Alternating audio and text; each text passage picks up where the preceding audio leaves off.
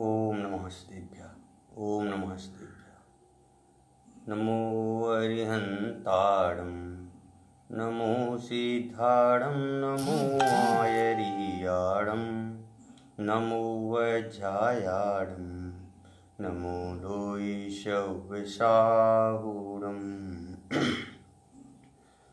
कल हमने देखा था आत्मा के संबंध में विशेष संदर्भ में हमने कल चर्चा की थी, जिसमें हमने आत्मा के अनेक पर्यायवाची नामों को ध्यान में रखकर की चर्चा की थी।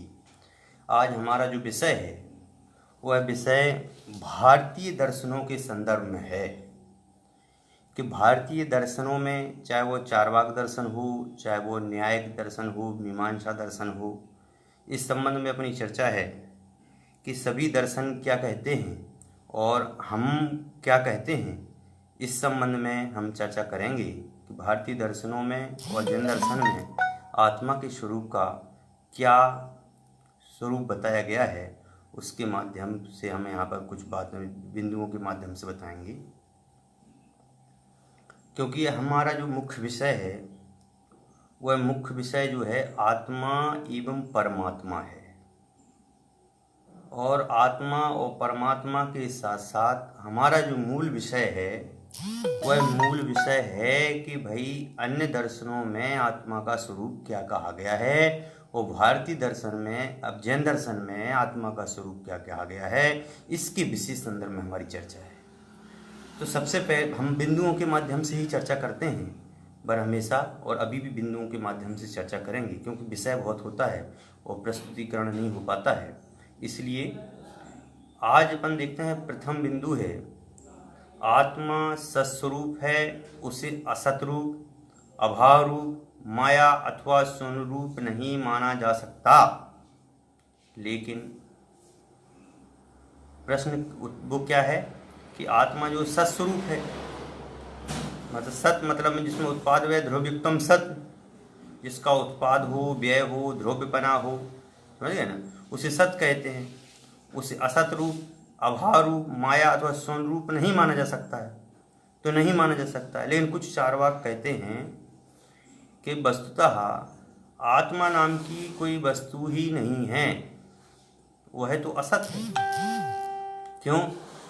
क्योंकि मात्र भूत चतुष्टय के मिश्रण से ही चैतन्य शक्ति उत्पन्न हो जाती है। कह रहे हैं पृथ्वी जल अग्नि वायु के माध्यम से यह जो है आत्मा जो है उत्पन्न हो जाती है।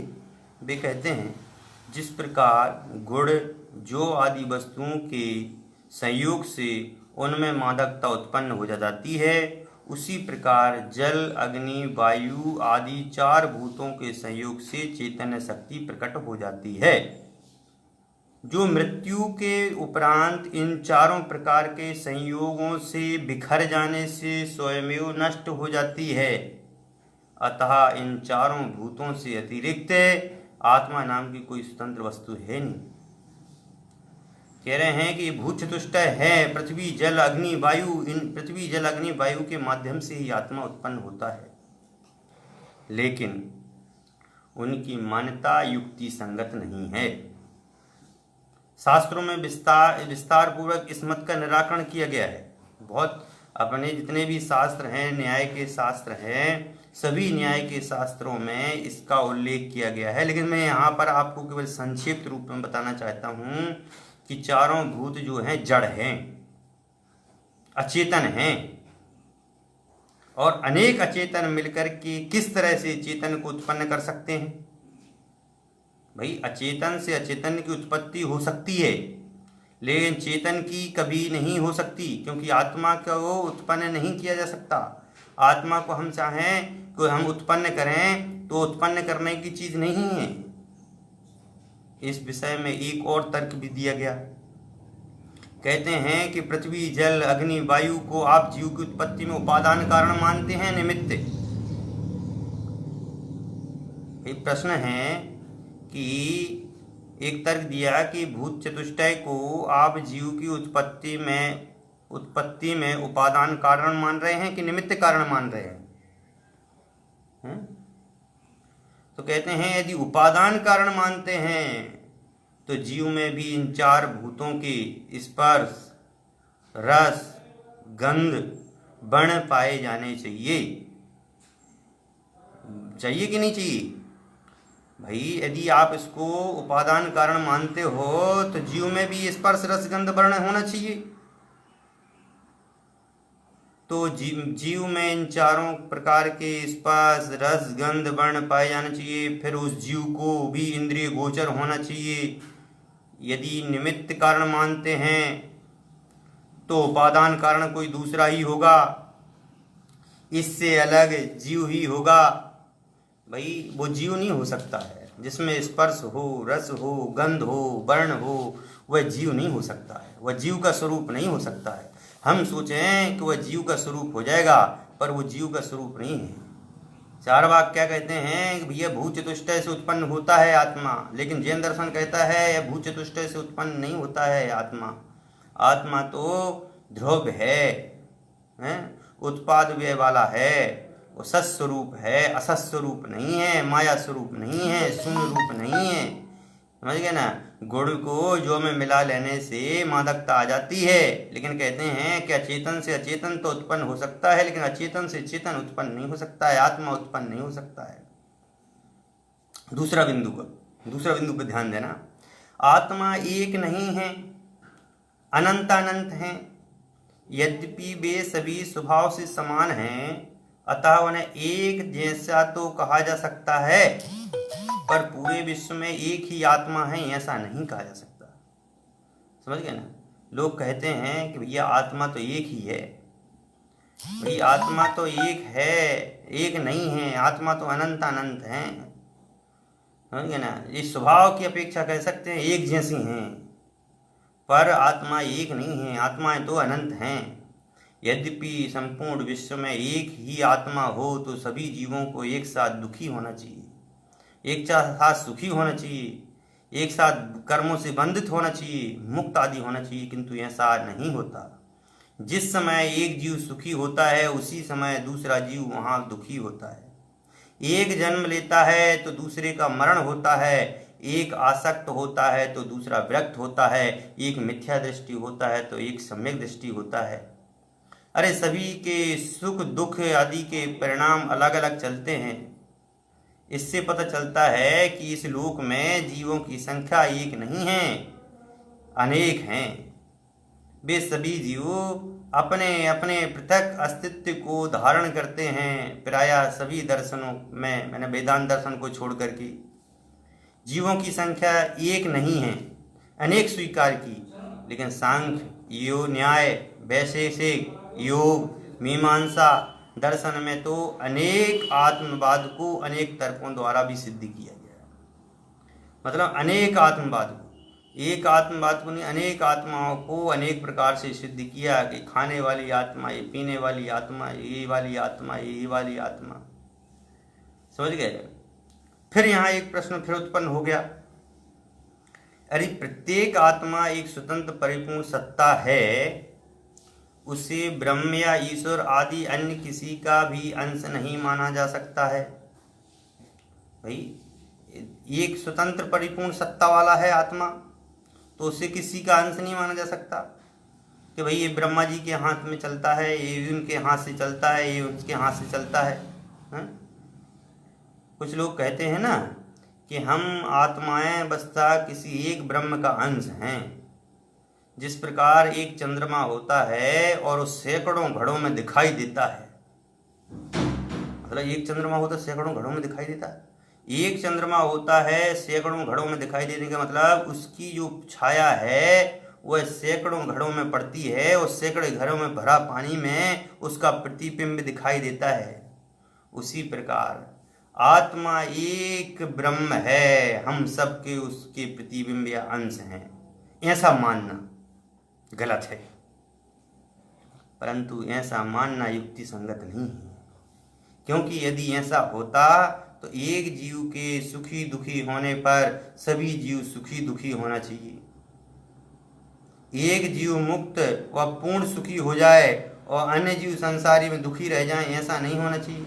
इत्यादि अनेक आपत्तियां आती हैं। लेकिन यहाँ पर जो एक बात कही गई है इस संबंध में, अमृतचंद्र जी ने आचार्य कुंद द्वारा जो रचित पंचाष्टका है उसकी जो संस्कृत टीका है उसमें आचार्य अमृतचंद्र जी ने कहा है, एक प्रश्न उठाया है वहाँ पर, जिस प्रकार एक ही चंद्रमा बहुत से जल के घड़ों में भिन्न भिन्न रूप से दिखाई देता है, वैसे ही एक जीव बहुत से शरीरों में भिन्न भिन्न दिखाई देता है।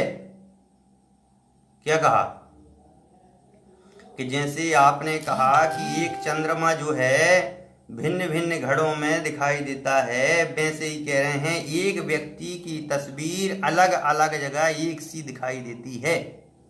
दिखाई देती कि नहीं? जैसे 10 तो 10 शीशे जब हम लगाएंगे तो 10 शीशों में हम देखेंगे कि चारों तरफ हमारे लिए अलग अलग बिंदुओं के अलग अलग चेहरे हमें दिखाई देंगे। लेकिन बताइए उसमें जो सत रूप है वह तो एक ही है ना, वस्तु स्वरूप तो एक ही है ना, आत्मा एक ही उसमें दिखाई दे रहा है, लेकिन उसके प्रतिबिंब अलग अलग दिखाई दे रहे हैं। तो इसका मतलब ये थोड़ी है कि उसके जो प्रतिबिंब दिखाई दे रहे हैं तो वो भी अलग अलग हो गया। कि उसकी जो चेहरा दिखाई दे रहा है कि वह जैसे वह पंडित जी का चेहरा है, एक शीशा लगा हुआ है तो उसमें अलग अलग शीशों में हम दिखाई दें, लेकिन मूल तो एक ही आत्मा है ना। तो उसके उत्तर में कहते हैं आचार्य कुंद ने, आचार्य अमृतचंद्र देव कहते हैं, बहुत से जल के घड़ों में तो वास्तव में चंद्र किरणों की उपाधि के निमित्त से जल रूप पुद्गल ही चंद्राकार रूप परिणमित होता है। समझ गए ना? वो प्रतिबिंब रूप में बता रहे ना, प्रतिबिंब रूप में ही वह पुद्गलाकार जो है चंद्रमा परिणमित होता है, आकाश स्थित चंद्रमा नहीं है। जैसे कि देवदत्त के मुख का निमित्त पाकर नाना दर्पणों के पुद्गल ही नाना मुखकार रूप से परिणमन कर जाते हैं, ना कि देवदत्त का मुख स्वयं नाना रूप हो जाता है। जैसे 10 शीशे लगे हुए हैं तो उन 10 शीशों में जो है 10 शीशों में एक व्यक्ति का चेहरा दिखाई देता है, लेकिन मूल जो मतलब जो व्यक्ति है उसका तो मुख तो एक ही है ना, कि उसके अब 10 मुंह हो गए, 10 मुंह तो नहीं हुए। यदि ऐसा हुआ तो दर्पण मुख प्रतिबिंबों को चैतन्यत्व प्राप्त हो जाता। समझ गए ना? यदि वह 10 मुंह दिखाई दे रहे हैं और 10 ही मुंह यदि उसमें अब चेतनत्व होना चाहिए। आप जो कह रहे हैं ना कि भाई ब्रह्मा के एक अंश से ये सभी लोग सभी आत्माएं स्फुटित हुई हैं, तो उसका उत्तर है कि यदि एक आत्मा यदि दुखी होता है तो सभी को दुखी होना चाहिए, फिर कोई दुखी कोई सुखी क्यों होता है? परंतु ऐसा नहीं है। इसी प्रकार एक चंद्रमा का नाना रूप परिणमन नहीं समझना चाहिए, वो तो उसका प्रतिबिंब है, उसका पुद्गलाकार है, वह एक नहीं है। दूसरी बात यह भी है, यह भी तो है कि उपयुक्त दृष्टांतों में देवदत्त एवं चंद्रमा दोनों प्रत्यक्ष दिखाई देते हैं, तभी उनका प्रतिबिंब दर्पण और जल में पड़ता है। परंतु ब्रह्मा का कोई व्यक्ति प्रत्यक्ष दिखाई नहीं देता तो चंद्रमा की भांति नाना रूप होवे। समझ गए ना? क्योंकि वो ब्रह्मा जो है वो दिखाई तो देता नहीं, तो इसका मतलब में है कि ब्रह्मा नाम का कोई व्यक्ति प्रत्यक्ष दिखाई नहीं देता तो चंद्रमा की भांति नाना रूप होवे। चंद्रमा के समान अनेक अनेक प्रकार का दिखाई देना चाहिए, लेकिन चंद्रमा के समान तो दिखाई देता नहीं। फिर प्रश्न किया, चौथा प्रश्न, प्रत्येक आत्मा स्वयं अपने सुख दुख का कर्ता भोगता है। कोई भी आत्मा किसी भी अन्य आत्मा को सुख दुख से सुखी दुखी नहीं होता। सभी आत्माएं हैं, सभी आत्माएं जो हैं अपने अपने सुख दुख से दुखी हैं, कोई किसी को दुखी नहीं कर सकता। परिवार में लोग हैं, एक परिवार में 10 सदस्य हैं, 10 सदस्यों में से यदि कोई एक बीमार पड़ जाता है तो क्या सभी को दर्द होता है? हैं? केवल एक मोह होने के कारण से दर्द होता है। कैसा दर्द होता है? ये मेरे हैं। वही यदि दर्द पड़ोसी को किसी को हो जाता है तो बोलिए, यदि वही दर्द किसी पड़ोसी को हो जाए तो हमें दर्द होता है क्या? नहीं होता है। हमारे दुश्मन को हो जाए तो हमें दर्द होता है क्या? नहीं होता है। इसका मतलब क्या है कि प्रत्येक आत्मा स्वयं अपने सुख दुख का कर्ता भोगता है, स्वयं ही सुख उत्पन्न होते हैं और स्वयं के दुख उत्पन्न होते हैं। क्यों? यह आत्मा जो है स्वयं ही कर्म रूप परिणमित होता है, स्वयं ही कर्म रूप से कार्य करता है, कभी सुख रूप, कभी दुख रूप, कभी पुण्य रूप, कभी पाप रूप। तो जब यह सुख रूप पुण्य रूप क्रियाएं करता है तो वह सुखी अनुभव करता है, यह पाप रूप क्रियाएं करता है तो पाप रूप परिणमित होता है। तो कोई भी आत्मा किसी अन्य आत्मा को सुख दुख से सुखी दुखी नहीं होता। एक आत्मा की स्वतंत्रता भी सिद्धि होती है। यदि यह आत्मा स्वयं अपने सुख दुख का कर्ता भोक्ता ना हो और कोई अन्य इसके सुख दुख का कर्ता भोक्ता हो तो यह आत्मा सदा पराधीन सिद्ध हो जाए। तो भैया आपके दुख से हम दुखी होने लग जाएं, या आपके दुख को देख करके हम दुखी हो जाएं, तो ये तो बहुत अनर्थ हो जाएगा भैया। अपने अपने अपने दुख से आज मैंने डाला था, आज मैंने अभी इस पे फेसबुक पर डाला था, मैंने लिखे थे 4 प्रकार के दुख से दुखी व्यक्ति हैं संसार में। पहले व्यक्ति तो वो हैं जो अपने दुख से दुखी, दूसरे जो व्यक्ति हैं दूसरों के सुख से दुखी, तीसरे जो व्यक्ति हैं दूसरों के दुख से दुखी, और चौथे व्यक्ति जो जो जो भी सुन रहे हैं देख रहे हैं जो आस पड़ोस में है वो खामोखा दुखी। मतलब उनका कुछ को पता ही नहीं है कि किस चीज़ से दुखी हैं, क्या परेशानी है क्या परेशानी नहीं है, इस संबंध में उनको खुद को ही पता नहीं है, लेकिन दुखी हैं। समझ गए ना? तो वही है कि भैया कोई के किसी के सुख दुख में कोई भी रंच मात्र भी कुछ नहीं कर सकता।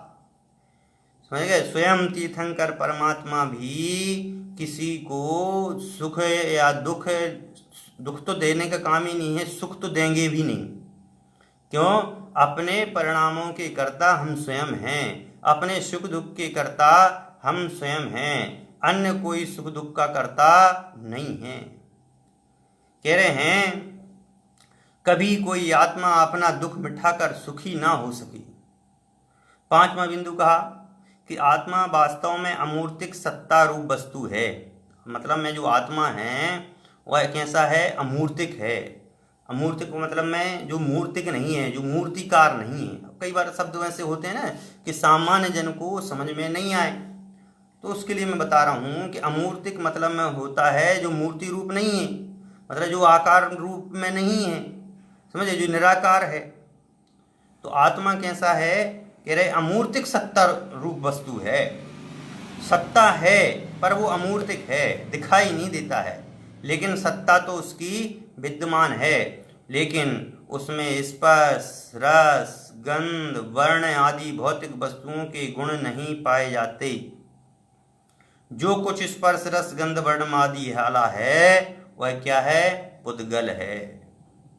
अब यहाँ पर जो बात आई है, अब मैं आप लोगों को कुछ शॉर्ट में समझा देता हूँ। देखो, जीव पुद्गल धर्म अधर्म आकाश काल, ये जो वस्तुएं हैं, इनको वस्तुओं को स्वरूप को समझना बहुत जरूरी है। आप देख रहे होंगे मेरे पास में ये क्या है, अब लोग कुछ लोग बैठे होंगे सुन रहे होंगे, वो कहेंगे पंडित जी ये तो उंगली है। समझ गए ना? मैं कहूँगा इसके अंदर क्या है, तो कहेंगे इसके अंदर तो हड्डी है, मांस है। लेकिन हमें ये देखना है कि जो संपूर्ण, जिसको अपन बोलते हैं ना, 6 द्रव्यों के समूह को विश्व कहते हैं, और 6 द्रव्य के अलावा 7वां कोई द्रव्य है ही नहीं है विश्व में। मन में जो हमें दुनियादारी में जो भी हम रहते हैं यहाँ, वहाँ 6 द्रव्य से 7वां द्रव्य नहीं है। 6 द्रव्य कौन कौन से हैं? जीव है, पुद्गल है, धर्म है, आकाश है, काल है, बस, इसके अलावा कुछ भी नहीं है। तो इनके स्वरूप को भी सामान्य रूप से समझ लेते हैं। वैसे तो यहाँ पर अपना विषय जो है भारतीय दर्शन में जैन दर्शन का परिप्रेक्ष्य में चल रहा है, पर देख लेते हैं कि जो आत्मा है इसमें एक कोई चेतनत्व नाम का शक्ति है। इस उंगली में चेतन की शक्ति है कि नहीं है, इसमें जीव है कि नहीं है। यदि जीव नहीं होता तो बोलिए इसमें यदि अपन चूंटी लेते तो कुछ सुख दुख का अनुभव पता चलता? नहीं पता चलता। तो इसका मतलब सुख दुख का जहां अनुभव हो रहा है हमें, तो इसमें चेतन है, और चेतन को ही जीव कहा गया है। समझ गए ना? कल हमने बताया था ना आप लोगों को, चेतन जीव किसे कहते हैं और आत्मा किसे कहते हैं। जीव और आत्मा में अंतर बताया था ना, कि जो दूसरों के लिए कहे वह जीव, जो अपने लिए कहे वो आत्मा। समझ गए ना? कि देखो असंख्यात अनंतानंत जीव राशि है जो दुखी हो रही है। और अपने लिए कहेंगे तो भैया मैं तो एक आत्मा हूँ, मैं क्या हूँ, एक आत्मा हूँ। तो ये उंगली में क्या है, एक जीव है। और जो इसमें जो कड़ापन दिखाई दे रहा है, तुम्हें कालापन दिखाई दे रहा है, इसको खाने में जो स्वाद आएगा, समझ गए, टेस्ट आएगा, इसको आप काटेंगे तो इसमें जो टेस्ट आएगा, स्पर्श रस गंध वर्ण वाला है, ये पुद्गल है। समझ गए ना, ये क्या है, ये पुद्गल है। तो जीव पुद्गल, धर्म द्रव्य क्या कर रहा है कि ये जीव और पुद्गल को चलाने में सहायक है। समझ गए ना, तो जीव और पुद्गल को जो चलाने में सहायक होता है उसे क्या कहते हैं, धर्म द्रव्य। अब आगे नहीं जाने देना, उसका नाम अधर्म द्रव्य। समझ गए ना। और जो खाली स्थान का नाम जो है, जहां भी खाली स्थान है, जो भी खाली स्थान है, उसका नाम है आकाश द्रव्य। और इस उंगली को यहाँ तक आने में जो समय लगा, उसका नाम क्या है, काल द्रव्य। समझ में आया ना। और जिसको समझ में नहीं आया वो बाद में पूछ सकता है। तो बात यह है कि जो आत्मा है यह अमूर्तिक सत्ता रूप वस्तु है। इसमें स्पर्श रस गंध वर्ण आदि नहीं होते हैं। और जिसमें स्पर्श रस गंध वर्ण होते हैं उसको पुद्गल कहते हैं। छठवां पॉइंट है कि आत्मा उपयोगमय है। समझ गए, क्योंकि जो आत्मा है वह ज्ञान दर्शन वाला है कि नहीं है। उपयोग कितने प्रकार के होते हैं, दर्शन उपयोग, ज्ञान उपयोग। तो आत्मा में जो है जानने देखने की शक्ति है। समझ गए ना। तो ज्ञान दर्शन वाला है, उपयोगमय है, चैतन्यमय है, चेतना शक्ति जिसमें है, ज्ञान दर्शनमय है। वह स्वभाव से निरंतर जानने देखने का ही कार्य करता है। यह बिंदु अत्यंत महत्वपूर्ण है। इसे विशेष सावधानी पूर्वक समझना चाहिए कि आत्मा जो है ज्ञानमय है, आत्मा ज्ञान का स्वभाव है। समझ गए ना, आत्मा जो है ज्ञान का स्वभाव है, ज्ञान आत्मा का स्वभाव है। वह उसका अनंत तत्व है, बाह्य तत्व नहीं है। ज्ञान कहीं बाहर से नहीं आता, उसे कोई दे या ले नहीं सकता, क्योंकि ज्ञान तो जो है अंदर में लबालब भरा हुआ है। ज्ञान बाहर की वस्तु नहीं है, ज्ञान तो अपने अंदर में उत्पन्न वस्तु है। समझ गए ना। जैसे आप नींबू लेकर के आएंगे और नींबू को जब चखेंगे, तो नींबू को चखेंगे तो क्या महसूस करेंगे, ऊपर से खट्टा है नींबू कि बीच से खट्टा है कि अगल बगल से कहाँ से खट्टा है। कहोगे भैया नींबू तो चारों तरफ ही खट्टा है, नींबू का तो कोई सी भी किसी भी अवस्था में आप चखेंगे तो वो खट्टा ही रहेगा। मिश्री को आप कहीं से खाएंगे, ऊपर से खाएं, नीचे से खाएं, कहीं से खाएं, आपको तो वह मीठी लगेगी। वैसे कह रहे जो आत्मा है, यह आत्मा जो है ज्ञानवान है, ज्ञान स्वरूप है। आत्मा में ज्ञान चारों तरफ है। चारों तरफ का मतलब है आत्मा के अनंत प्रदेशी, आत्मा में अनंत प्रदेशी ज्ञान है। अनंत मतलब हम कह नहीं सकते कि आत्मा में कितना ज्ञान है, क्योंकि आत्मा जो है ज्ञान से लबालब भरा हुआ है। लेकिन आत्मा के बाहर जो है, ज्ञान के बाहर आत्मा नहीं है और आत्मा के बाहर ज्ञान नहीं है। इसी प्रकार ज्ञान आत्मा का स्वभाव है, अथा वह सदाकाल आत्माओं में स्वाभाविक रूप से विद्यमान रहता है। कोई भी आत्मा इससे परिपूर्णता रहित नहीं हो सकता। यहाँ तक कि ज्ञानावरण कर्म का प्रबल उदय होने पर भी उसका कभी पूर्ण रूप से अभाव नहीं होता। चाहे न्यून रूप में ही रहे, पर रहता अवश्य है, उसका कभी अभाव नहीं होता। मुक्त अवस्था में भी उस ज्ञान का अभाव नहीं होता। मतलब में ज्ञान जो है वह ज्ञान कभी खत्म नहीं होता है, चाहे वो कितने भी ज्ञान आवरण कर्म का उदय आ जाए। ज्ञान आवरण शब्द तो वैसे भी आप लोग समझते ही हैं कि ज्ञान आवरण कर्म मतलब में जो ज्ञान पर आवरण करेगा, तो आवरण ही तो करेगा। समझ गए। कह रहे हैं कि मुक्तावस्था में भी उस ज्ञान का अभाव नहीं होता है। ज्ञान आत्मा का स्वभाव है, अतः वह दुख का कारण नहीं है, जैसे कुछ लोग मानते हैं। जो जिसका स्वभाव हो उस दुख का कारण कैसे हो सकता है। ज्ञान के साथ यह संसारी आत्मा अपनी गलती से जो कसाय भाव करता है वे ही दुख के कारण हैं। आत्मा ज्ञानमय है, वह सदा सर्व पदार्थों का मात्र ज्ञाता ही होता है, कर्ता भोग। ज्ञान आत्मा का और ज्ञान ही आत्मा का स्वभाव है। उसके अतिरिक्त मोह राग द्वेष होते हैं, वे आत्मा के स्वभाव नहीं हैं, वे आत्मा की क्या हैं? इसके संबंध में अपन को एक ग्रंथ जो है, इसके लास्ट में इसके संबंध में विशेष चर्चा भी आएगी, उस संबंध में अपन चर्चा करेंगे। 7वां बिंदु है हमारा, एक आत्मा में एक संकोच विस्तार नाम की शक्ति होती है, जिससे वह धारण किए हुए अपने शरीर के अनुसार संकुचित हो जाता है या तो विस्तृत हो जाता है। चींटी के शरीर में आत्मा जाता है तो चींटी के बराबर हो जाता है, और हाथी के शरीर में जाता है तो हाथी के जितना विस्तृत होता है। जैसे कि दीपक जो है, वह दीपक किसी रूम में या किसी कक्ष में अपन रख देते हैं, तो जितना वो कक्ष होता है उस कक्ष के आधार पर ही वह आत्मा जो है अपना संकुच, मतलब जो विस्तार है या संकुचन है, वो उतना ही करता है। रूम है तो रूम में जहाँ तक खिड़की खुली होगी तो बाहर भी निकल जाएगा प्रकाश, लेकिन रूम जितना है तो उसमें उतना ही विस्तार वाला होगा, समझ गए ना। तो उसी प्रकार आत्मा भी अपने शरीर के अनुसार सहज ही संकुचित एवं विस्तृत हो जाता है। आत्मा में संकुचित विस्तार की यह शक्ति हम सब स्वयं भी साक्षात अनुभव करते हैं, देखते ही हैं। बालक अवस्था से लेकर के वृद्धावस्था तक शरीर में लघुता, दीर्घता, कृशता आदि होने पर आत्मा में भी वैसी संकोच विस्तार सहज ही होता रहता है। आत्मा का मतलब विस्तार ये है कि आत्मा का विस्तार किसी भी रूप में, यदि वह आत्मा शरीर से बाहर निकल जाती है तो असंख्यात प्रदेशी भी हो जाती है, मतलब लोकालोक में फैल जाते हैं। तो इसका मतलब ये है कि आत्मा जो है संकोच विस्तार वाली है।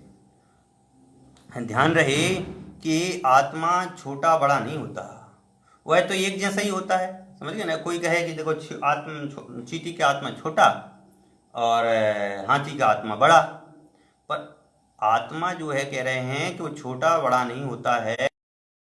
जैसे रबड़ होती है ना, रबड़, तो रबड़ जैसी संकोच विस्तार की एक सी शक्ति है, मतलब शक्ति अपन खींचते तो लंबा हो जाती है, लेकिन छोड़ते बाहर संग।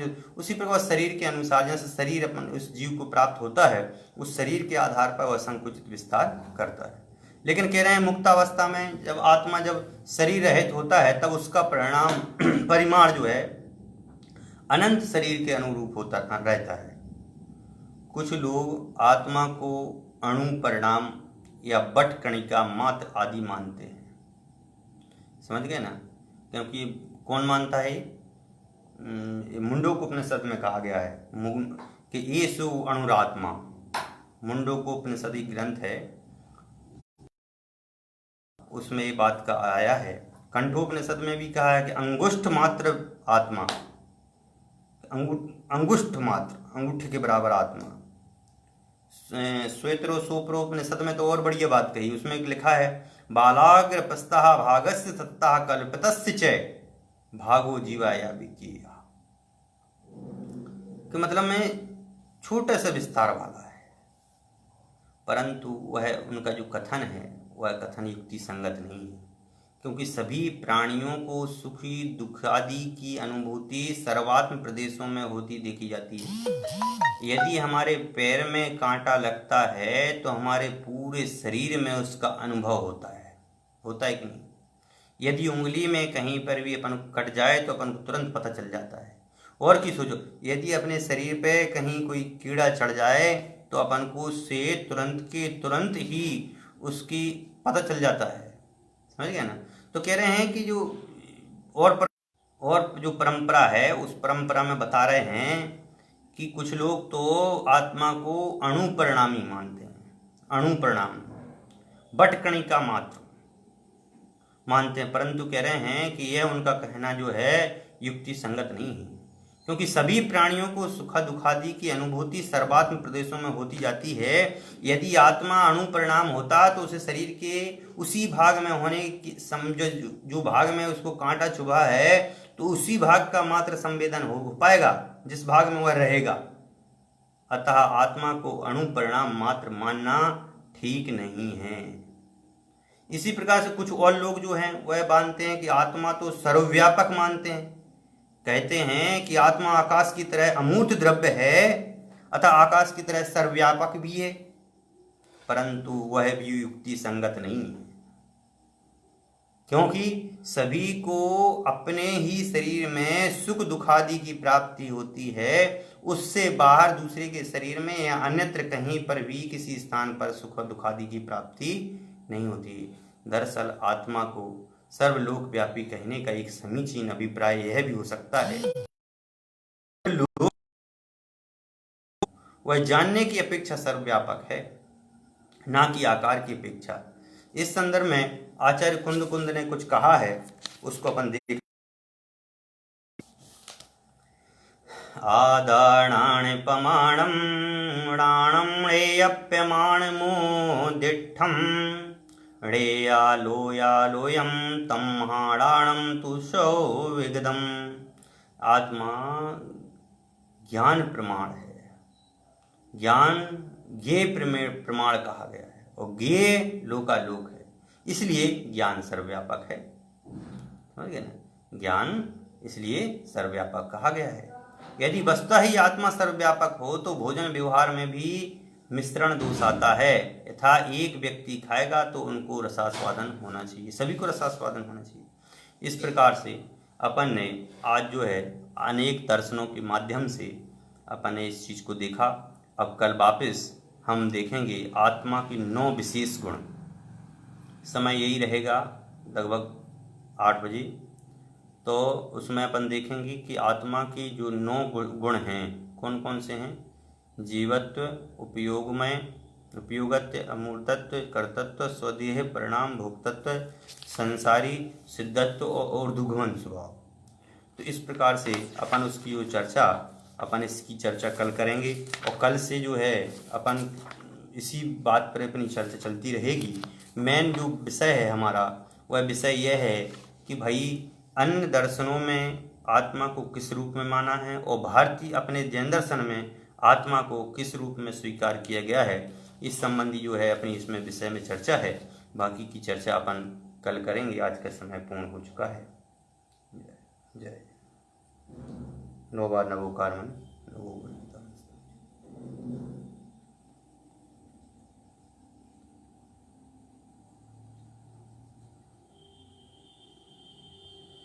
बोल द्वार सांग जिनवाणी माता की जय।